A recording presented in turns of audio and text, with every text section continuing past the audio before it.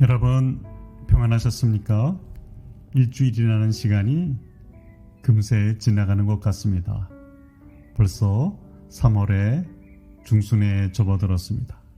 지난 시간에는 해방의 관에 대해서 설명하면서 구원의 관점에서 요셉을 설명하였고, 요셉의 눈물, 용서는 과거에 묶이지 않아야 가능하다는 말씀으로 구원의 전반적인 내용을 설명을 드렸습니다. 오늘은 세 번째 시간으로 하나님의 자리에서 내려와야 자유하다라는 말씀으로 구원을 설명하고자 합니다. 창세기 30장 2절입니다. 야곱이 라헬에게 성을 내어 이르되 그대를 임신하지 못하게 하시는 이는 하나님이시니 내가 하나님을 대신하겠느냐? 이 장면은 무엇입니까? 야곱과 라헬의 부부싸움 장면입니다. 간단하게 기록되어서 그렇지 이날 밤 그들의 부부싸움 전후 사정을 다 기록한다면 상당한 양이 될 것입니다. 창밖으로 소리가 새어나올 정도로 언성도 꽤 높았을 것입니다. 야곱의 다른 세 아내들은 아이들을 쑥쑥 낳아 잘만 기르고 있었는데 라헬만 아이가 없었습니다. 보통 여자 같으면 나한테 문제가 있구나 생각하고 조용히 지냈을 것입니다. 그런데 라헬은 남편이 자기 자신을 가장 사랑한다는 것을 알기 때문에 더더욱 목소리를 높입니다. 왜 자기한테 더 노력을 기울이지 않느냐는 것입니다. 다른 방에 들어가서는 안 되지 않느냐, 나한테 아이가 생길 때까지 좀 올인 좀 해봐, 이렇게 주장하는 것입니다. 이야기가 길어지자 야곱이 화가 났습니다. 임신이 안 된 것이 어찌 나 때문이냐? 임신하지 못하게 한 부분은 하나님이시다. 내가 어떻게 하나님을 대신할 수 있느냐? 나는 하나님의 자리에 안 올라간다. 이 이야기를 하나님이 들으셨습니다. 하나님의 마음에 드실 이야기입니다. 하나님이 독점력이 엄청난 분이셔서 그렇습니까? 아닙니다. 세상에 가장 고통스러운 것이 남의 자리에 앉아 있는 것입니다. 내 자리, 내가 있을 자리, 나한테 원래 주어진 자리에 있는 것이 기쁨입니다. 하나님은 우리 각자가 있을 자리를 정해 주셨습니다. 피조물로서 지켜야 할 자리와 경계를 정해 주셨습니다. 사람이 정하면 불편하지만 하나님이 정하시면 편안합니다. 사람들은 나를 모르기 때문이고 하나님은 나의 모든 것을 아시기 때문입니다. 알아도 어설프게 아는 사람의 말을 듣는 것보다 나보다 나를 더 잘 아시는 하나님의 말씀을 듣는 편이 더 낫지 않겠습니까? 인생의 불행이 어디서 시작됩니까?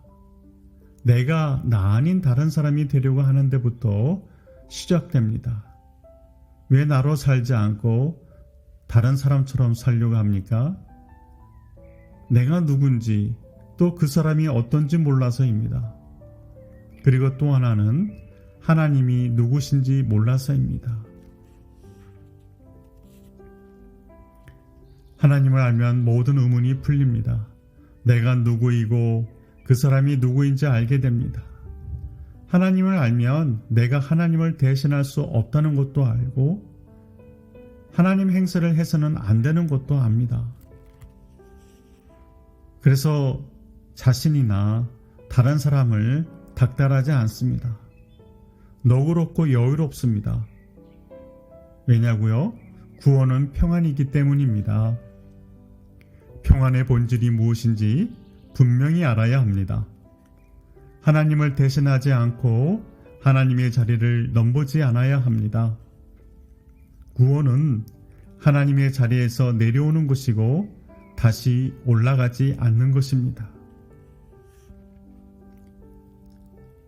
가장 사랑하는 아내 라헬이 드디어 요셉을 낳았을 때 야곱이 얼마나 기뻤겠습니까? 얼마나 기뻤으면 요셉에게만 채색 옷을 입혔겠어요. 당시 채색 옷은 지금의 명품 못지않은 귀한 것이었습니다. 그런 옷을 입혔으니 형들이 완전히 볼품 없어졌을 것입니다. 그래서 고난이 시작되었습니다. 형들은 알터니가 빠진 듯 시원했을까요? 결코 그런 일은 없습니다. 동생 요셉을 파는 순간부터 어둠의 나락으로 떨어집니다. 죄와 비밀은 우리 안에 짙은 어둠을 들이웁니다. 알고 보면 인간은 사실 다 어둠의 자식들입니다. 창세기 50장 20절의 말씀, 당신들은 나를 해하려 하였으나 하나님은 그것을 손으로 바꾸사 오늘과 같이 많은 백성의 생명을 구원하게 하시려 하셨나니 라는 요셉의 고백이 있습니다. 사람은 좋은 의도, 좋은 계획을 갖고 있지 않습니다. 해롭고 나쁘고 악한 계획을 갖고 있습니다. 그러나 하나님은 좋은 계획, 선한 목적을 갖고 계십니다. 하나님의 선하심 때문에 인간의 악한 계획이 지나면서 하나님의 선한 목적으로 변해가는 것이 구원의 신비스러운 과정입니다. 구원은 인간의 노를 하나님의 예스가 대체하는 과정입니다. 사람의 속을 알면 아마 다들 기절할 것입니다. 웃음 뒤에 있는 악한 계획을 알면 다시 만나지 않을 것입니다. 이중, 삼중 인격을 알면 누가 누구를 만날 수 있겠습니까? 그러나 하나님은 의도가 복잡하지 않으십니다. 하나님은 너무나 단순하십니다. 그냥 사랑하고 그냥 좋아하십니다. 그냥 잘해주겠다고 결심하신 분이십니다. 하나님은 우리의 행위에 따라 좋아할지 말지를 결정하시지 않습니다. 좋아하기로 결정하셨기 때문에 좋은 방향으로 우리를 이끌어 가십니다. 우리는 안 따라가겠다고 몸부림치고 때로 멀리 달아나기도 하지만 하나님은 우리를 놓치지 않으십니다. 하나님의 관심은 살리는 것, 구원하는 것입니다.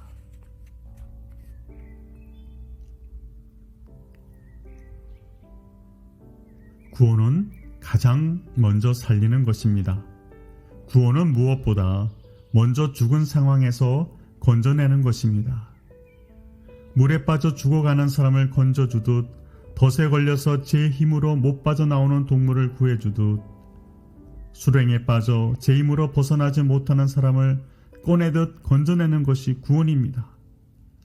그래서 구원은 절체절명의 위기로부터 벗어나는 것입니다.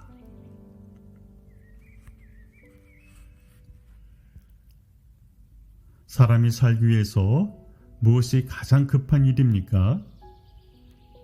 구원입니다. 어떤 일보다 구원이 가장 급선무입니다. 하나님이 생명을 구원하는 방법은 언제나 같습니다. 인간의 악을 선으로 바꾸는 일입니다. 하나님은 악을 선으로 바꾸는 것이 전공입니다. 그런데 인간은 그런 능력이 없습니다. 인간은 생각하는 것이 악할 뿐이기 때문입니다. 사람들은 과학으로 못할 것이 없다고 주장하지만 사람의 악한 속을 어쩌지는 못합니다. 21세기 과학에서 가장 유명한 분야는 뇌과학이라고 합니다. 이 뇌과학이 발달해서 인간의 생각을 마음대로 바꾸고 조정할 수 있다면 어떻게 될까요? 모든 수단이 인간에게 주어진다면 악인의 손에 의해서 인류가 끝장나는 것 외에 다른 길이 없을 것입니다. 하나님은 오늘도 악을 손으로 바꾸는 일을 하고 계십니다. 요셉을 구원하심으로 그 일을 하십니다. 구원은 요셉이 하나님의 일에 동참합니다. 요셉이 구원의 본질을 알았습니다. 요셉은 자기 인생 전체가 그 일에 쓰이고 있음을 깨달았습니다. 그래서 그는 과거를 하나님 안에서 해석할 수 있었고 덕분에 그는 자유로워졌습니다. 더 이상 과거에 묶이지 않고 구원 계획이 미래로 달려가는 구원받은 삶의 본질을 깨달았기 때문입니다. 그래서 창세기 50장 21절에 당신들은 두려워하지 마소서 내가 당신들과 당신들의 자녀를 기르리이다 하고 그들을 간곡한 말로 위로하였더라. 어떻습니까? 구원받은 사람은 많은 생명을 구하는 일을 합니다. 그 과정을 구체적으로 살펴봅시다. 첫째가 상대방을 안심시키는 일입니다. 두려워하지 마십시오. 형님들 안심하세요. 내가 돕겠습니다. 내가 당신의 조카들을 다 보살피겠습니다. 그렇습니다. 구원은 안심시키는 일이고 돌보는 일이고 간곡한 말로 위로하는 일입니다. 여전히 구원받은 백성답지 못하게 사는 형들이 답답하지 않습니까? 용서한 게 언제인데 아직 그러고 있습니까? 그래도 요셉은 형들을 닥달하지 않고 두려워하지 말라고 위로하고 안심시켰던 것입니다. 다음 시간에는 사람의 노, 하나님의 예스에 대해서 구원을 설명하고자 합니다. 오늘도 감사합니다.